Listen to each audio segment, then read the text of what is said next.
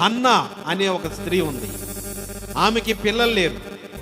పిల్లలు లేకపోయేసరికి ఏదో ఒకటి అంటూ ఉంటుంది కదా, నీకు పిల్లలు లేరు బాధ, దుఃఖం.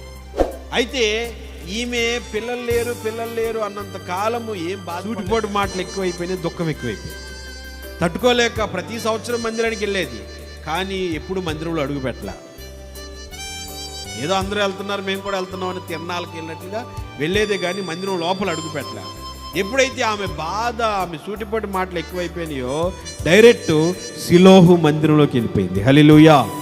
మందిరంలోకి వెళ్ళి ఏడ్చుకుంటూ ప్రార్థన చేస్తుంది. ఆమె ఏడుపు, ఆమె బాధ పాస్టర్ గారికి అర్థం కాల. పాస్టర్ గారు ఏమన్నాడో తెలుసా? ఇంత ఉదయాన్నే తాగొచ్చావేంటమ్మా, ఇంత ఉదయాన్నే నువ్వు తాగొచ్చావేంటమ్మా అన్నాడు. ఇంత ఉదయాన్నే ఎందుకు తాగొచ్చావు తల్లి అన్నాడు. అనగానే ఆమె పాస్టర్ గారు, ఏమనుకోబాకు, నా బాధ నీకు అర్థం కాదు, నేను తాగి రాలేదయ్యా, నా గుండెల్లో చాలా దుఃఖం ఉంది, అది చెప్పుకోలేక మూలుగుతున్నాను, మూర్చిల్లుతున్నాను, మూలుగుతున్నాను, ఎక్కిళ్ళు పెట్టి ఏడుస్తున్నాను, నువ్వు తాగొచ్చాను అనుకుంటున్నావు పాస్టర్ గారు అని చెప్తే, పాస్టర్ గారు అవునమ్మా, నేను నిన్ను చూసి తాగొచ్చేమో అనుకున్నాను తల్లి, ఏంటి నీ బాధ అన్నాడు. అప్పుడు ఆమె చెప్పింది, నాకు పిల్లలు లేరయ్యా.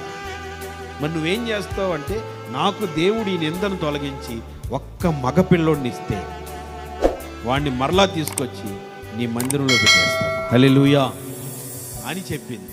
అప్పుడు ఆ సేవకుడు అన్నాడు, దేవుడు నీ ప్రార్థన ఆలకించునుగాక.